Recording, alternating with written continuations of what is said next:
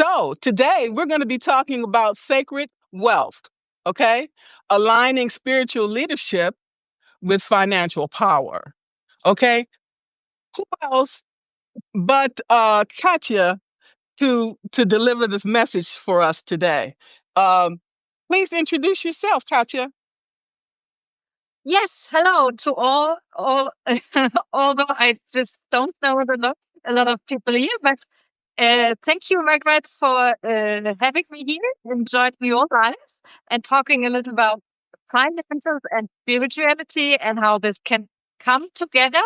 Normally, I just talk about personal finances, but not in a spiritual way. But I know you are more like in this chapter, so we wanted to talk a little about how we can combine these components and spirituality and also finances. And yes, because I experienced that finances isn't just about numbers, it's more about mindset and our behavior behind and intentionality.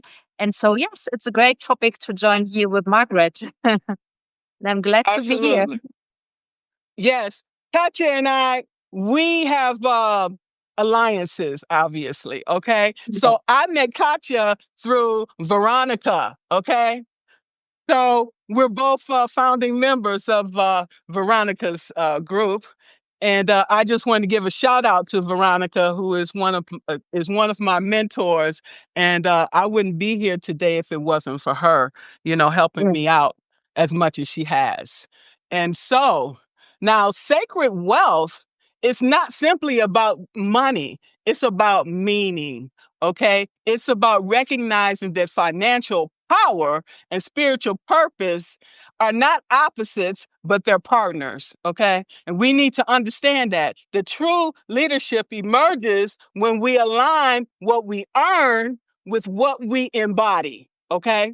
And when the spirit direct the strategy, we can do nothing but excel, right? Yes, of course. Yes, of course. So that's my experience for all my life. When I started to take my finances in my own hand and care about my finances, I was very anxious about my financial future and always thinking I won't have enough money in the future. But then I started to think about, and I just took um, how you say, I took responsibility for my finances and, of course, for my life.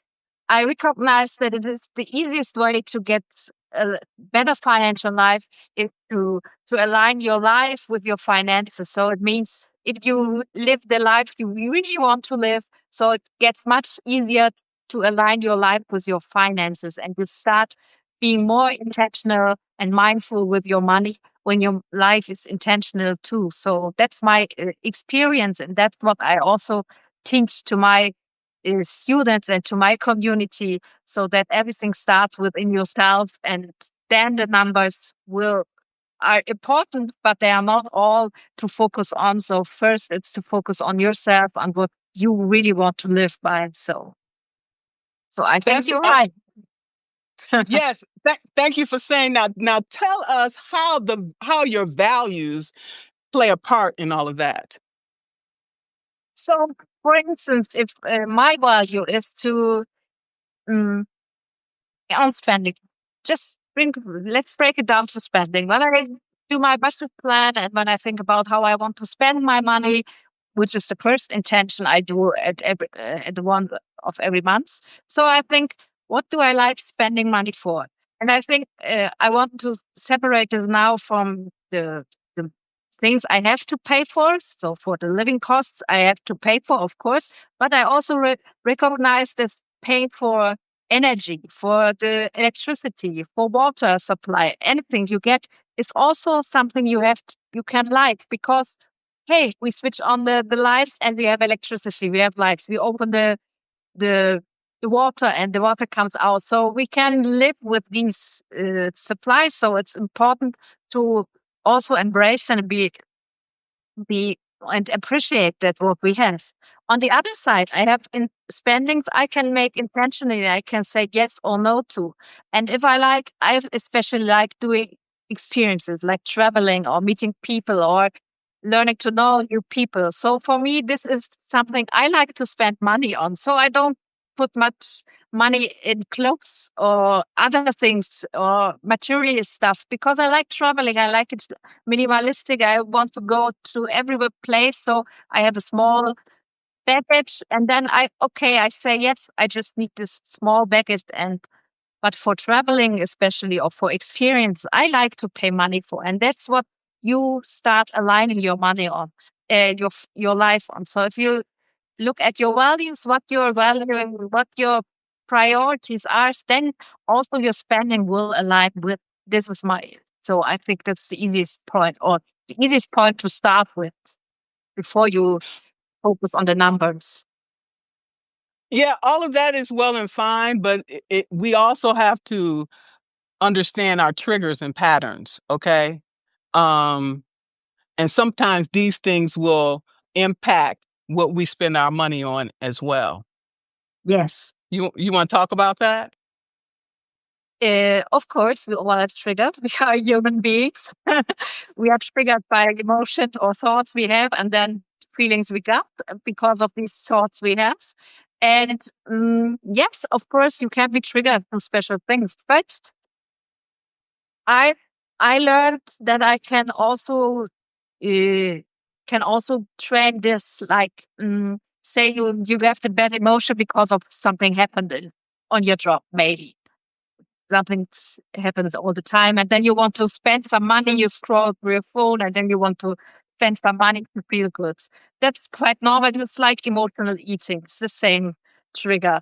And so I teach, and I teach to say, okay, if you find yourself in such a situation, just go on the brake, like a brake in the car. You suddenly hit the brake, and then you stop just for a moment, and then as soon as you stop, this emotional brain or your baby brain will stop. And then you start thinking with your rational brain or part of your brain. And then you can think about, oh, what am I doing here? Am I right here? This is what I want. So it's, yes, it needs a little bit of exercise, but we can use our rational brain. And if we learn to watch ourselves, our behaviors and the triggers we have. Of course, it doesn't work all the time. Sometimes we just break the rules and we have our triggers. That's quite normal. But the most important is to not judge ourselves. Instead, watch ourselves and look at our patterns and change what we can change, new routines, new habits, and also watch our thoughts and be a little bit more mindful with what we are doing. So for me, Yes. it works.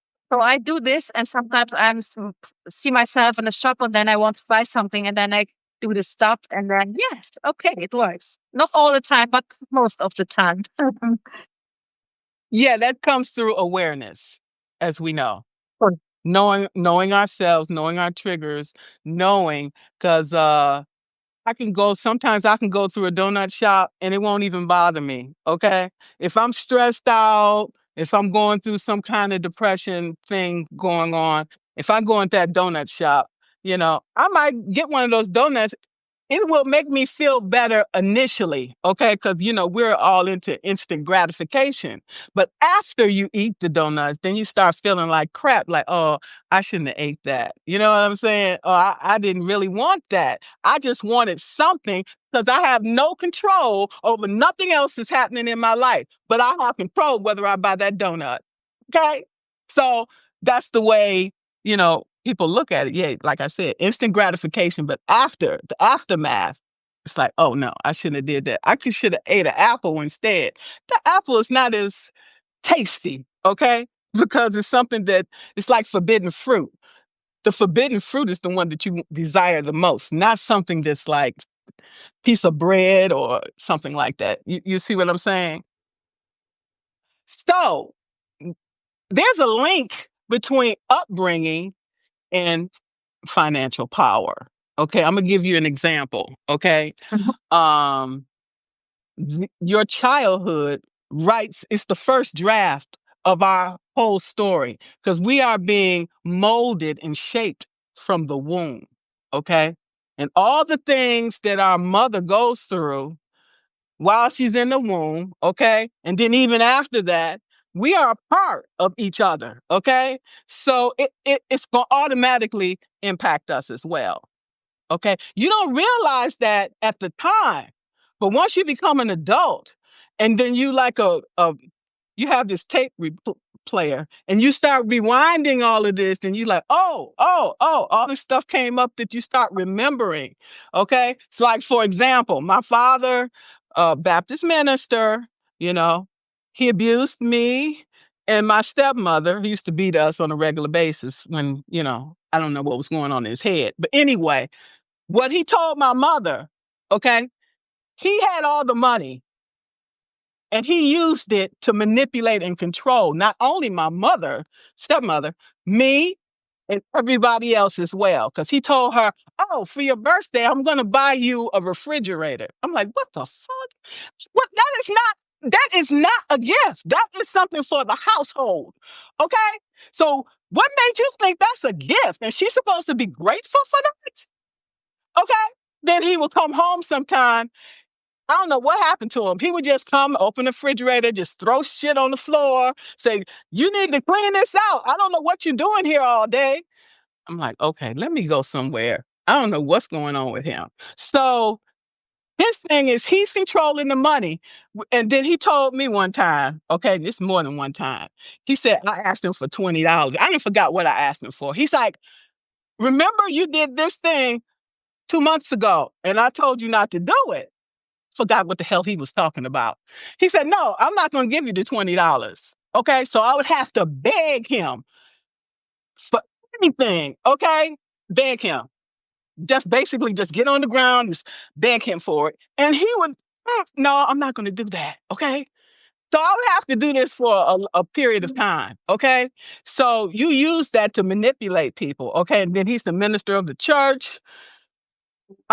He was just a manipulator, controller, everything. So I promised myself, I'm going to get my own money. I said, I am never going to let a man control me, period. You're going to tell me to jump and tell me how high. You're going to tell me I can do this. I cannot do that. Okay. She couldn't leave. She didn't have her own money. Okay. She was dependent on him. And I asked her, why don't you leave? She's like, well, I might end up in a worse situation than I'm in. I was thinking to myself, how could it be any worse? Okay. But women back in those days, they were beholden to the man. Because like I said, they didn't have their own job or anything. So they were beholden. If he tell you to jump, you say how high, and that's it. You don't ask no questions. You might end up on the floor. Okay. So I just wanted to show you the link between, upbringing and financial power is that I felt I had no power. I didn't have any power at that time. So I said, okay, if I get money, then I can be powerful too. Then I don't have to dance to somebody else's music. Okay. So that's why I said, okay, I'm going to go and get this degree and I'm going to get this job and I'm not going to let nobody control me like that. I don't care what you do. I'm going to have my own money. If you're married, fine. You can have joint accounts, but have your own money. Because he decided to walk out the door, what the hell you gonna do? Then a lot of women, they have to start over because the man go out there, he decide, he's feeling himself and he's like, oh, I'm gonna go out there and get me a 20-year-old. Well, you go ahead. But I got my money. You go ahead. And then he wake up later on like, oh, I made a mistake. Too bad. Okay? Because that young thing ain't only going to be with you for so long until she drains you dry and then she'll find the next victim. I'm just saying. Okay? This is what I see in the life that I live in. You are totally right. It's a very important thing. And it's not just only about what you told, making someone dependent on another person throughout money.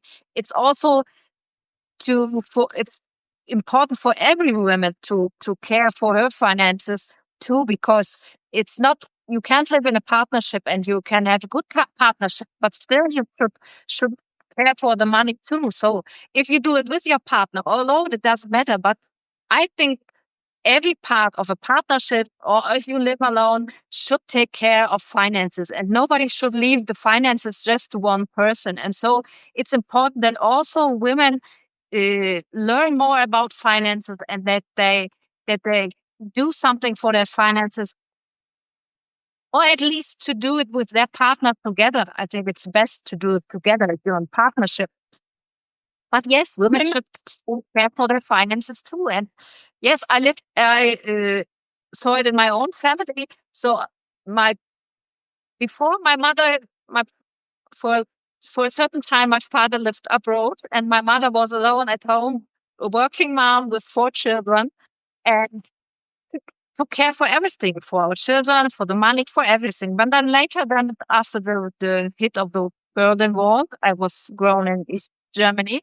So that it the system changed totally. Of course, we came in from a socialist system into a capitalist system, and my parents had to adapt very fast. They were in their 40s, so it was totally different and also difficult for them. But then I realized that all the finances was doing my father. And yes, in the years ago, and it was my mother. She was believing in everything, but my father was overwhelmed, and he was too shy to ask for help and to say this. And if we are a woman and we think our partner will do this, our husband or whoever will do this, we we we don't think about that he can be overwhelmed too, that he can't do the thing maybe. We think men are by default better in finances than women. That's not true. Okay, they talk a lot about finances, much more than women. So if you put men in a room, they talk about finances immediately, while women don't. But they are not better than women. So we as women are the same good in finances as men, but we should take care and we should do the thing and we should learn more about, and it's okay. And that's what I want to say. So even if you're a woman, you can talk to your husband, I think the best is talking openly about finances, but also being in position to be financially independent, which means you have your own savings, you have your own investings separated from your husband, and you have your job that's, or not, if you don't have a job, but you should have at least your own account or savings account, also investing account, even if you're a housewife or yes. But I think it's really important for women to care about their finances and to learn more.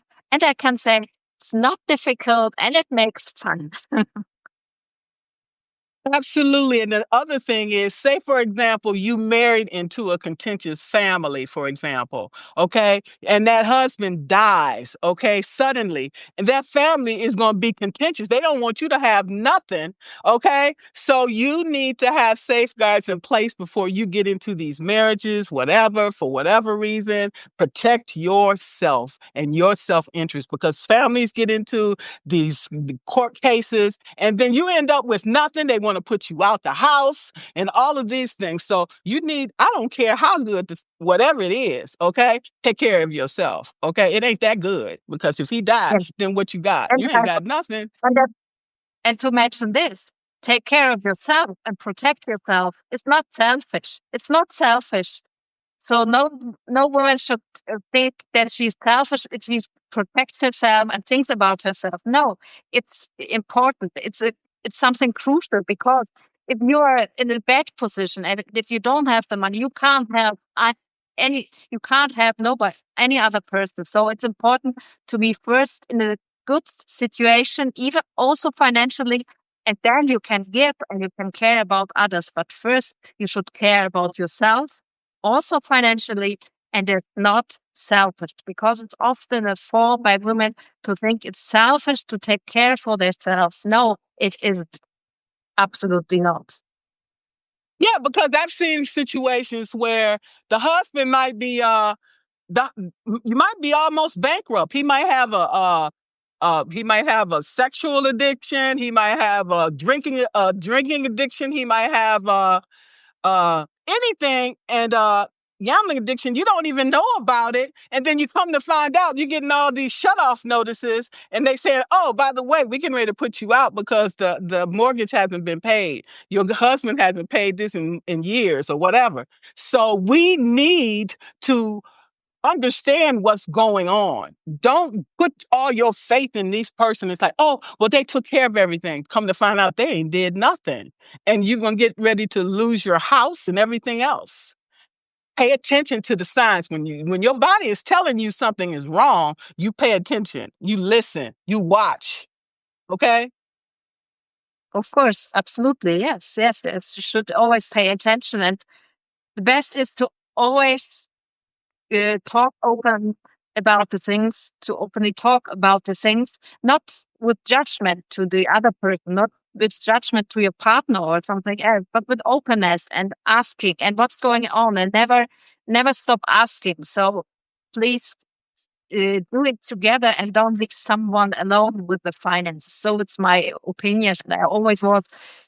My goal was always to be the in action, being action. I don't want to react. I want to act by myself. I want to live like how I want to like living.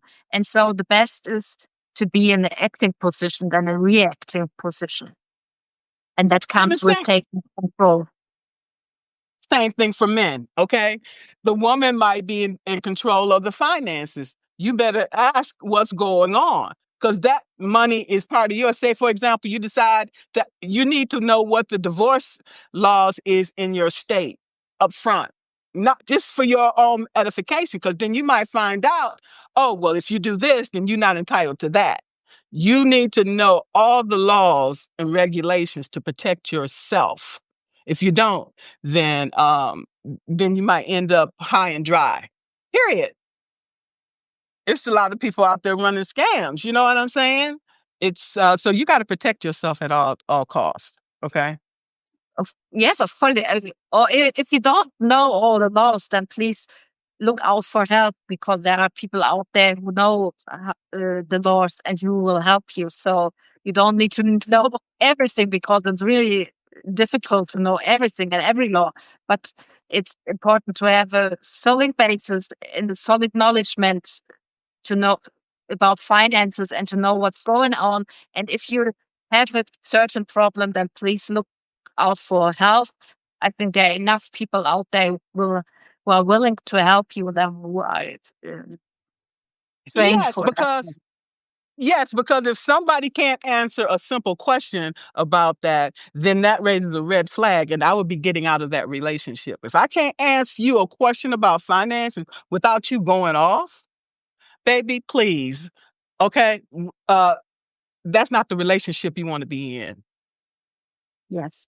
Yes. So I think relationship always needs trust, a lot of trust. So you need to put in trust first, because without trust, it's not working. But you should also learn more about and open. For me, I can't say it enough, because it's really talking openly about all the things that's going on and not being shy to talk about. And when I say talking, I don't mind discussing or things like this. I really want to say to sit down in a quiet moment, not in the emotional moment when you get angry or like this, but afterwards. Sit down and then talk about without judgment. Talk what's happening. So I talked about my family, and we realized I have I have three brothers and sisters, and we as sisters, as siblings, realized that um, my parents had financial problems and that they had some things, and they couldn't solve their problems and on their own, but we couldn't give them money to solve the problem. So we decided, as 4 children, we decided to sit down with our parents to talk with them. And it wasn't easy, of course, and it wasn't easy for nobody, but for all of us. But we said, okay, it's not about judgment. We don't want to judge my father or not my mother. It's not about discussing why it happened and all the things, because you can't change the past.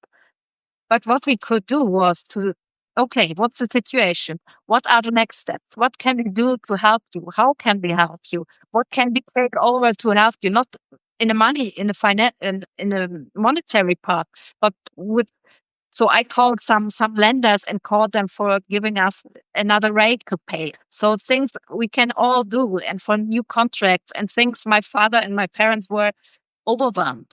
But that's the most important. Everyone can make failures and can fail.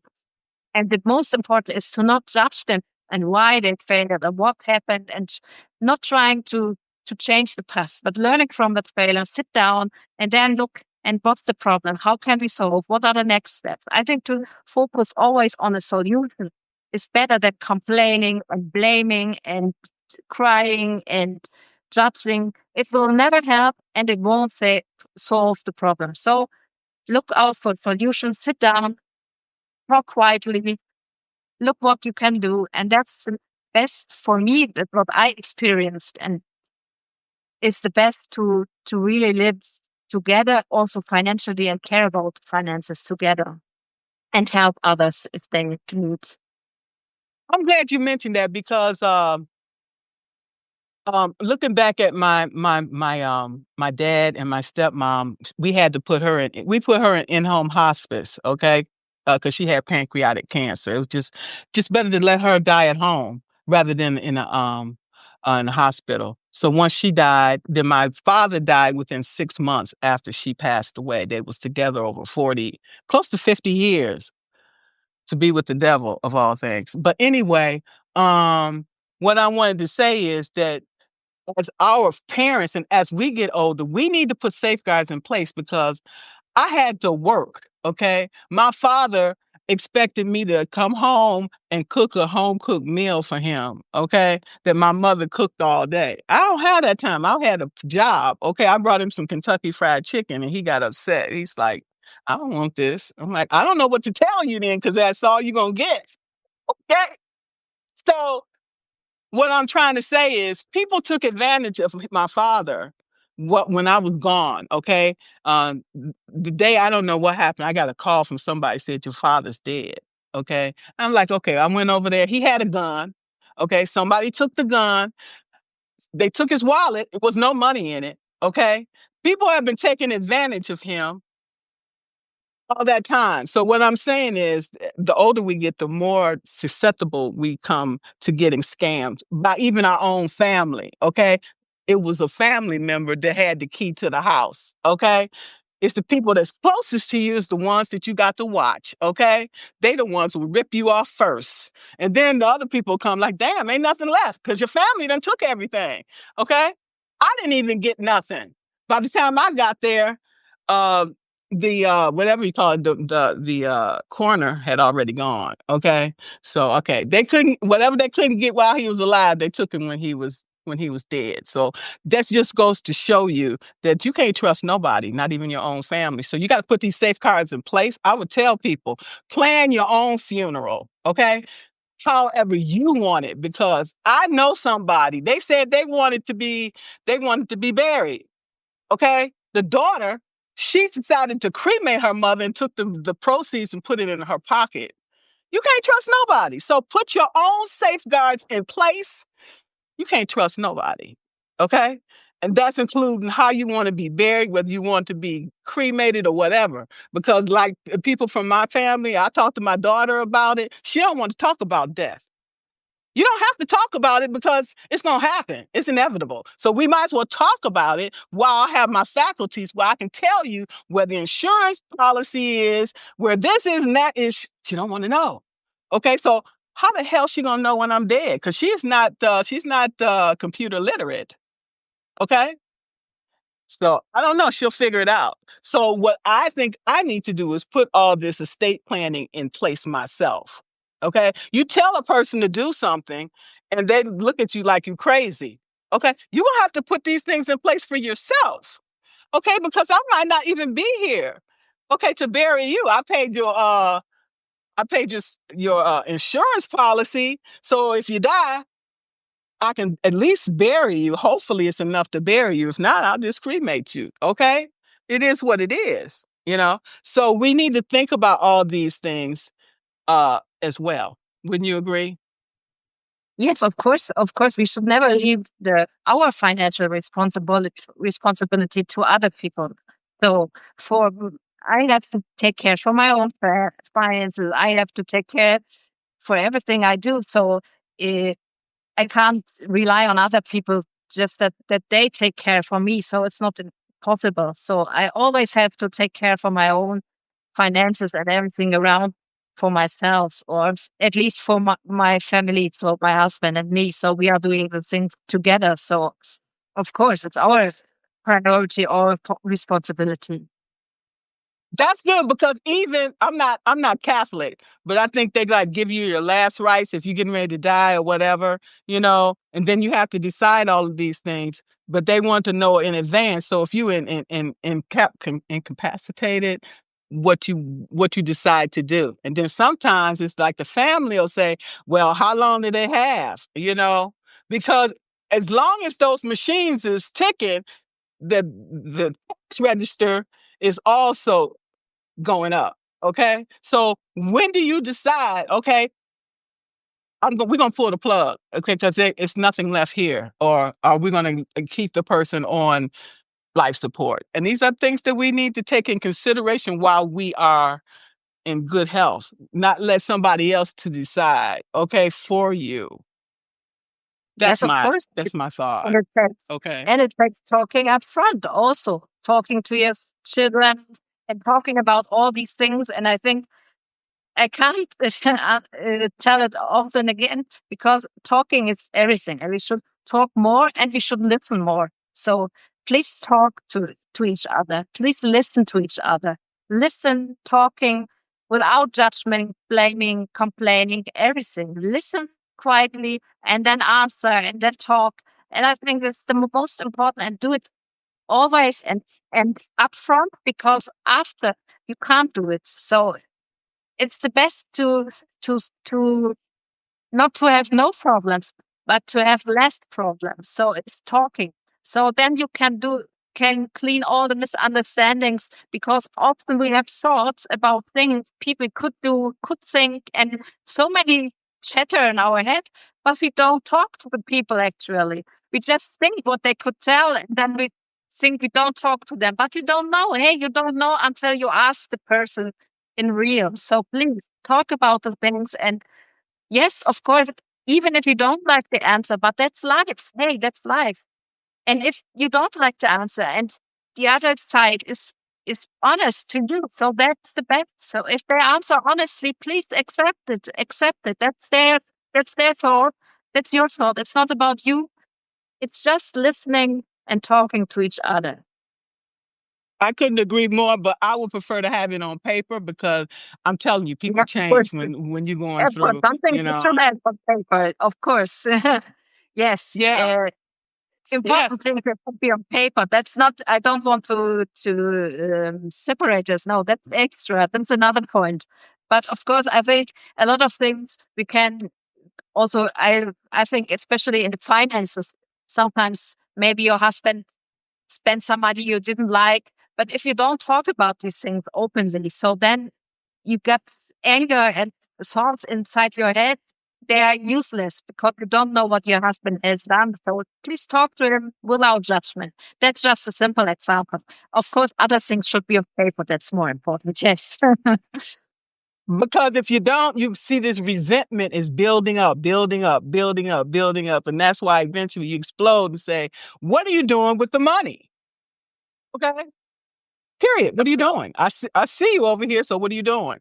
So yeah, speak on it when you first realize it may be a problem, but don't assume, but investigate. Okay.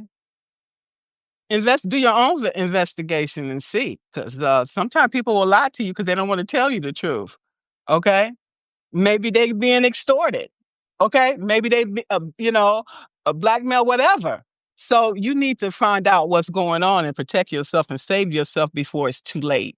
Okay. And that's where we at. You can love a person to death, but then you find out that was your downfall, and then trying to take you out. Okay, and then person start asking you about your insurance policy. Oh, why you need to know about my insurance policy? Okay. Okay. So don't set yourself up. Don't let yourself be set up for the okey doke. Okay. So we need to be paying attention to the signs. Okay. So one of the things with the finances is the scarcity thing, because my father, like I said, money and power and control. You can see the same thing in politics. The person with the money has the control. They are not going to let go of the control. They got the money. Okay, so money talk, bullshit walk. Okay, and but don't forget the story about David and Goliath. Okay, because they can outsmart themselves, and we can definitely win. Okay, so never count us out. Never.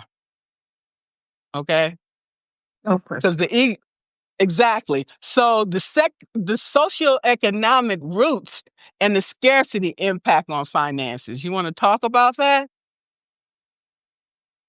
Yes, that's something that works with our, so we how we are socialized with money also. So of course we have some behavior of money we were socialized with. So how our parents talked about money, how they spend money, how they handle their money, how they manage their money.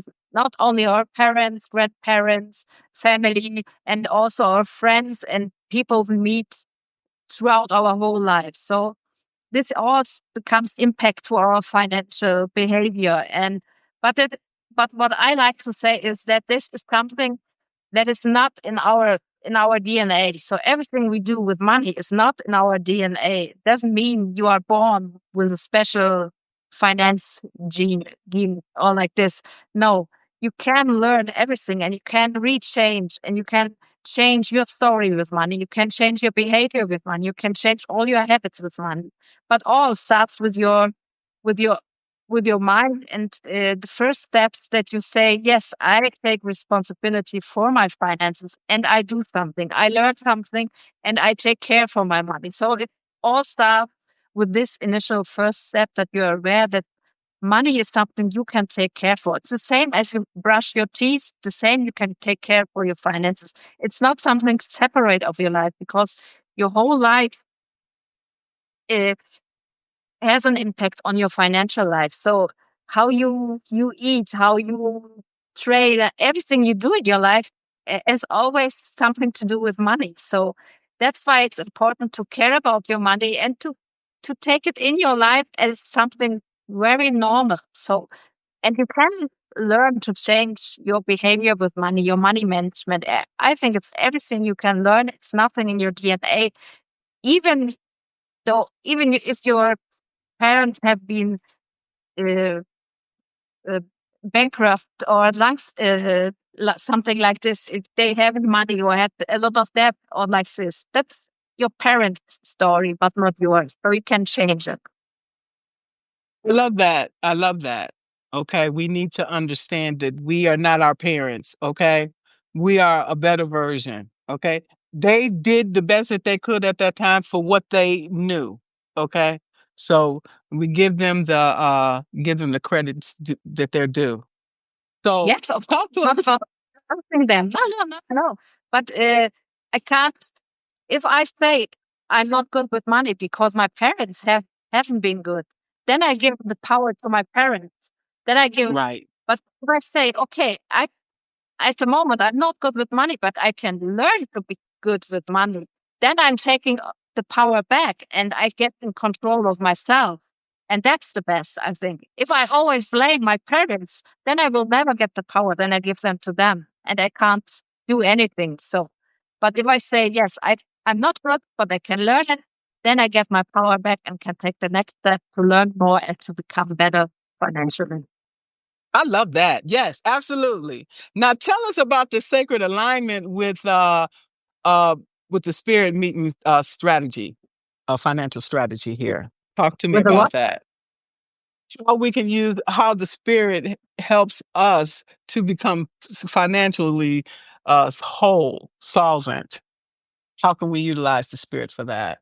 Spirituality. I think.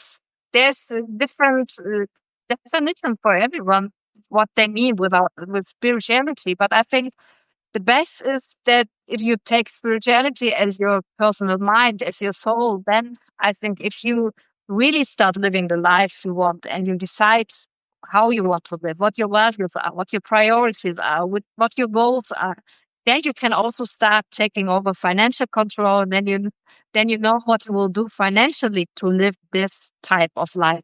So for me, for instance, I like traveling, so I know what I need to do to have the money for traveling, and I don't need other things, but I need this thing.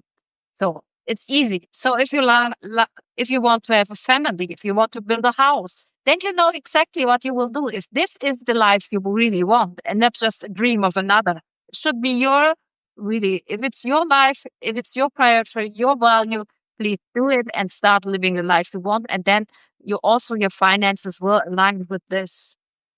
Because if you always live contraire, if you don't live the life you want, so always your finances will go contraire to the life you want. So you spend more, you you don't do the things you actually want to do.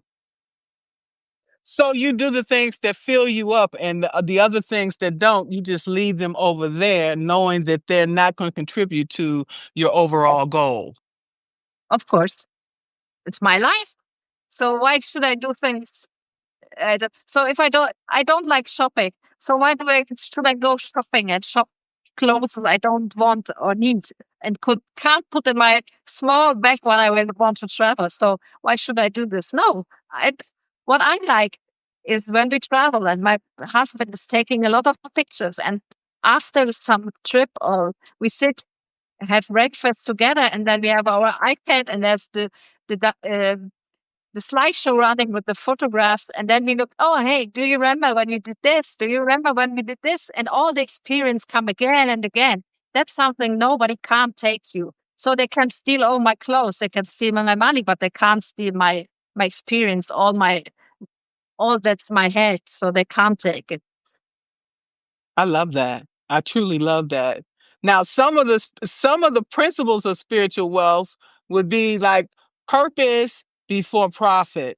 Okay,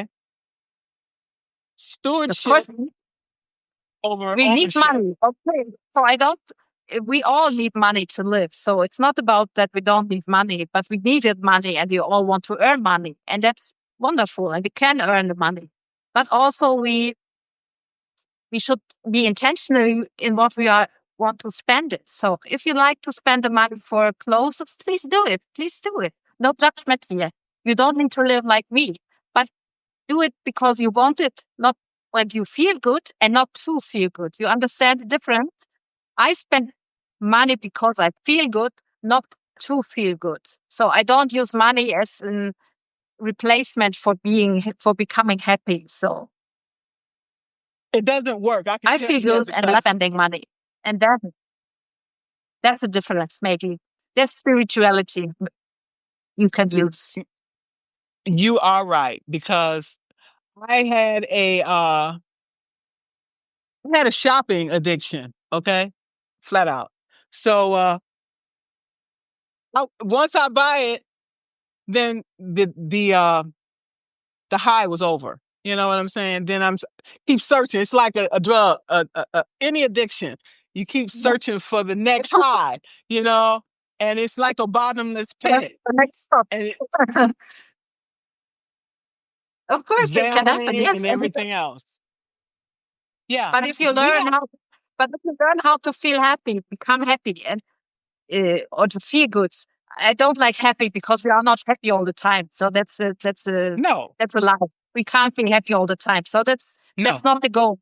But if you learn to feel your feelings, even the bad ones, then you learn to listen to your body, and then you feel what's the thought, what was the trigger for my bad feeling, what's happened, and then you see, oh, okay, nothing happened, I'm not going to die, so everything is fine, I just feel bad, it's okay, I can feel bad. And then you don't need shopping or any other addiction, eating or something like this. Yeah, because like I said, instant gratification. So what I say to myself is, this too shall pass. Okay. And so whatever that desire is, whether it was to go and spend some money on a Grubhub or buy something from Amazon, I said, no, I don't need it. And then I'm better off because that money is sitting in my pocket. Okay. Versus somewhere else. And I'm going to have problems figuring out, you know, how I'm going to pay these other bills since I'm waiting for my pension. Okay. So I'm like, okay, be smart. Okay. This too shall pass. Whatever it is I was going through at that moment. And it does. Okay. We just have to tell ourselves these things. Yeah, Right. of course. I always tell my community, it's not about not spending money. So please don't get me wrong. You should spend money. We should spend money. We are allowed to spend money and we need to spend money. It's totally okay. But for me, spending is something I don't do to feel good. So I always do it when I'm in good mood and I know I can do this. I have the money for I spend it. Okay, why not? The money is there for spending. So I worked for it so I can spend it on the things I love. So please spend your money, but not to feel good. Better you feel good and then you say, yes, I want this because it gives me value. I love this. I want to have this. That's okay. This for me, this is the simple change. So No, that's fine. But I'm saying I don't want to spend money that I don't have. Okay. That's not good. of course, I prefer. of Exactly. course, not Okay. yeah. Exactly. It's You always always better to pay only spend the cash. money you have. Yes, absolutely. So never It's spend better the to money pay you cash. don't have. Yes. Exactly. D- I would prefer not to just cut up the credit card. Okay. Now I'm not gonna cut it up. I'm just not gonna use it. Okay. Pay cash versus credit. Okay. Because you still every time you still got that interest. This reoccurring interest is adding on to the money you owe. So do yourself a favor. Do something else instead. Okay. If you don't have to have it, if it's not a necessity, this is where I am today. I'm learning. Okay, if it's not necessary, I'm not gonna buy it. Period. I don't care how much That's I all want it. people. A kid, I can want some ice cream or whatever. I don't have to have it. Okay. We need to understand the difference between a necessity and a want. Sometimes it's better just say, okay, I'll get it some other time. But if That's you have just the where I'm budget, from. but I also want to mention, but if you have the budget and if you have planned Yeah. your budget and you have the budget and you leave a category for you for spending for once, so please do it. So if you have the money, please do it because if you don't allow yourself to spend money, then you of course feel more in the urgency to wanting to spend money. It's like making a diet. If you say you are not allowed to eat chocolate, then you always want chocolate. Of course, it's the same. Of If you're not course. allowed to spend money, you want to spend money. But if you give yourself a category that you have the money and then you can spend this money when you want, then you feel less urgency and you will spend less money because you know that you can spend, but you don't do it. That's the difference. It's like I living on agree. it's like living on an island. And you live on an island and you know you can't go somewhere else. You always want to go somewhere else. But if you know you can go there, even if you don't do it every day, you don't you feel much more relaxed. And I think that's the power of it. Right, but those that are fortunate enough that can do that is fine. But many of us don't have the funds to be able to do that, and we still buy anyway. So I was just using that as a reference. Okay, if you got it, I agree. Go live life, enjoy it to the fullest. But most of us don't necessarily are not fortunate enough to be in that situation. Okay, so it's we look at it from both sides. Okay. And I'm very thankful for those who can afford such feats. Okay, and it's all good. So so one of the other things is like that we can do instead of spending money, generosity. Okay, as a as a leadership practice. Okay, are you frozen? Okay, for us that I'm may not not be. sure. Okay, I just maybe it was me. For those of us don't have the financial means to be able to do that. Okay, there's other ways that we can sacred wealth as far as giving back to the community. Okay, and we can service also through abundance. We all have skills and things that we can give back to other people. We can utilize these things as well, as far as spiritual wealth. Okay, because spiritual wealth is more than money. Of Okay, course. so right. So people need to understand that, because one of the things my father was good at some times, he would like give me some money. But you can give me money, but that's not going to take away from the bullshit you put me through and all the crap that I had to take. Okay, money is not going to replace it. And that's why sometimes people are like, oh, I'll just give you some money, because they're feeling guilty. You see, maybe you wasn't there for your kid. Oh, here's this money. That don't replace love. No, we Okay? never It doesn't. use money to replace things we don't do. So never for time we don't have or something else. No, money should just be money is just a tool that we created to buy things easier than changing things. Right, but I'm just using that as an example that people try to say that I'm going to buy your love or something like that. You can't buy No. people's love. Period. They either love you or they don't. You can give me a $1 million. I'm still not going to love you. Okay, so it is what it is, and people need to understand that as well. That there's things that are worth more than money, like trust, friendship. The genuine connections that you have. Because when you're on your deathbed, and if you treated people like shit your whole life, you're going to be by yourself, and rightfully so. Okay, so we need to be mindful that there's some things worth more than money. Okay, Of course, and absolutely. so now with the financial thing you're talking about, the budgeting, so you basically doing an audit of your finances, right? Yes, How of often do course. you recommend? How often do you recommend people do that?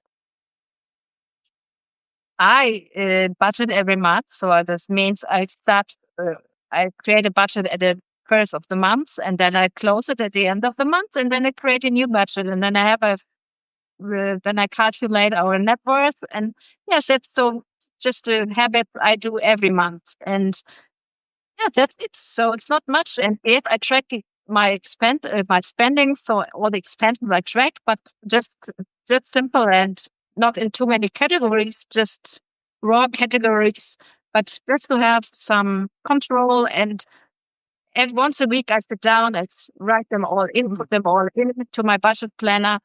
And yes, that's all. So it's not a lot of work. So it's 10 minutes a day. So half an hour a month. So it's not a lot of work, but you get a control of your money. And often I don't need a budget because yes, I stay within the budget. So it's funny because if you learn more about your numbers and if your spending behavior changes, so you don't need to track it because you get so used to it that you just align with your financial lives and spending. So, but it takes time. So it's not coming in the first 2 months. You're more able to live a life of abundance, knowing that you have freedom, you have this power. Okay, you Yeah, can direct your life in the direction that you want it to go. Okay, you are absolutely. are coming from a position of strength versus a position of weakness. Yes. Okay, And so, and that's and so something. now we have, yeah, nearly the end of the month. So, and today, just in a few minutes, I will have a live call with my community. Oh, and I will talk about I call it money reality check. It's something where I have 4 questions and I answer myself these questions. And I will do it today with my community together. And we were talking about, and not about the numbers, but just more how we felt about the spending, some spendings we did in the months. How did we felt about our financial goals and what's going on? So those are four simple questions, and I do this now every month for my paying community. And today we will do it together. And I think it's a good, um, good exercise to get a different perspective on your spendings, not just about the numbers, also about, oh, how did I feel about this? How did I feel about this? And was it okay? Was it not okay? Just, just to see that spending is not just about numbers. It's also about how did we like the value? What can I change? And that spending and finances are part of our whole life, and it's just something separated, something abstract on the side. So. Absolutely. I think this has been very, very informative. I want to see if there's comments or questions. Tiffany said she said she had a boyfriend ask her to move in, but wouldn't discuss finances with her, and said absolutely not. Absolutely, that's a red flag. Period. Okay, and let's see. Andrew said was happy to meet you at the platform. 88 kilometers. Uh, Alex say, I think. Okay. Oh, okay. Thank you. All right. Let's see if anybody has any.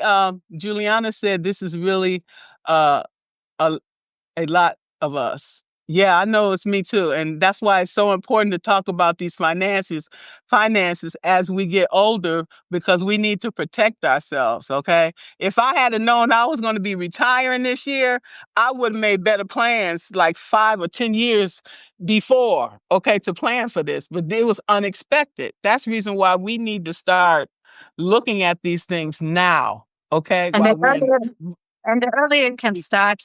So always they say the best time to start was yesterday, but I say, okay, it might be, but now it's the best time. Start when you can and do it now. So that's the best for me. And I'm sorry, I have to leave now because my life coaching in just a minute. Okay. No, Thank you so much. I didn't plan it when we talked about the planning. So I'm very happy that you invited me to join your live, and I'm so happy to talk to you. And maybe we can do it again if we want to talk about finances. So thank you very much, and thank you to all who have been here. Thank you so much. Enjoy the rest of your day. Thank you so much, all. Yeah, All right. I will All right. leave Bye-bye. now. Sorry for this. No problem. Bye-bye. Bye.